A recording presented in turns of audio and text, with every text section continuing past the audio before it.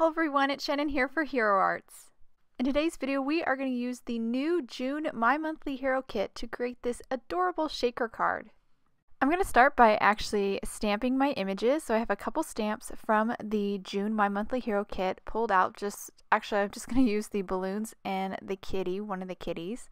I'm going to ink them up in Intensified Black Ink. This is a beautiful black ink, which is also Copic friendly, because I am going to also Copic color these. So after I've stamped them onto my scrap of white cardstock, I'm going to move on to my Copic coloring. I'm going to start out with the kitty. I'm going to keep this cat pretty simple, kind of make it an orange kitty. Starting with E13, I'm going to color basically every part of the cat except for the white belly, the paws, and the tip of the tail. This is going to be my base. Now I'm going to move on to my medium shade, which is E35, and kind of color any area that I think would be in shadow. So kind of following the curve of the head and the side of the kitty cat, as well as under the arms and under the tail. Now moving on to my darkest shade, which is E08, and coloring at the very edge of that shadow, so basically at the very edge of the cat. And then after I finish that darker shade, I'm going to go back to E35 and kind of blend between that medium and dark shade, and then I'll finish up with my lightest shade again, which was E13, and kind of do a final blend. If I've lost any of my dark, I'll go back with that E08 and just kind of add that in, as well as kind of blend a little bit more. So just fine tuning here. So now I'm going to move on to the white areas. I've grabbed a really light blue, this is BG10, and just going to color a little shadow on the tummy, the paws, and the tip of the tail.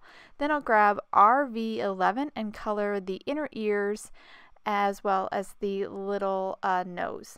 Now that I've got that cat all colored, I'm going to move on to the balloons. So every balloon I'm using two shades, starting with a really light pink combo. Now moving on to two shades for an orange, really light orange, and then a darker just to kind of create that shadow. Moving on to a yellow. I have a lot of colors picked out. I'm basically creating a rainbow here of balloons, but my color choices were based off of the clay kind of shaker contents that you get in this kit. I thought that would be really fun to make the balloons kind of match. So I just kind of pulled out those, opened up the bag, and kind of looked at the little kind of clay shaker parts and used that to pick my colors. So after I finished up my yellow, I did a blue, and now I'm just finishing a purple. Moving on to a green, again always starting with the light, which I have listed first, and then adding a shadow with the darkest. So all my colors, I'm sure if you noticed, are at the bottom of the screen, so you can follow along. Now moving on to this really bright pink color, adding a little shadow, and then I have one more shade. There's kind of like a darker, almost mauvier clay shaker part, so I am coloring this last balloon in that last shade, kind of a mauvey darker color, and that will actually complete all my colors. So now I just colored the remaining balloons with any one of those combo of markers, and now all my images are colored, and I went ahead and cut them out with the matching dies.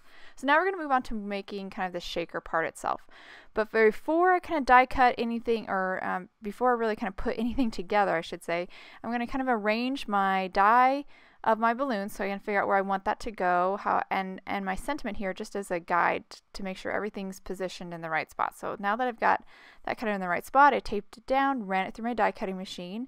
Now we're ready to stamp our sentiment. We definitely want to do this before we put our shaker card together. It's definitely hard to stamp on top of something that's stacked on foam adhesive. So I just popped it here into my MISTI, and just repositioned it just like I did before. Grabbed Intensified Black Ink and stamped that. So now we have all our parts together. So I have my front panel, an A2 top folding card base, a piece of acetate, and of course those clay shaker components.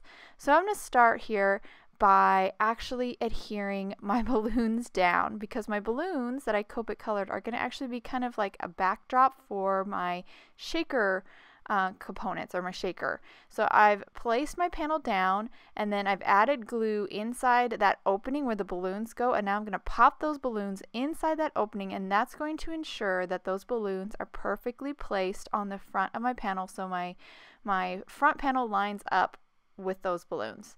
So now that I have those balloons in place, I've grabbed some foam adhesive here, and I'm going to create my well simply by going around the edge of that die cut. That's just going to create that little well there so the shaker the shaker components can go inside. Now I'm going to move on to just adding more foam adhesive to the rest of the front of the card base just to support that top panel.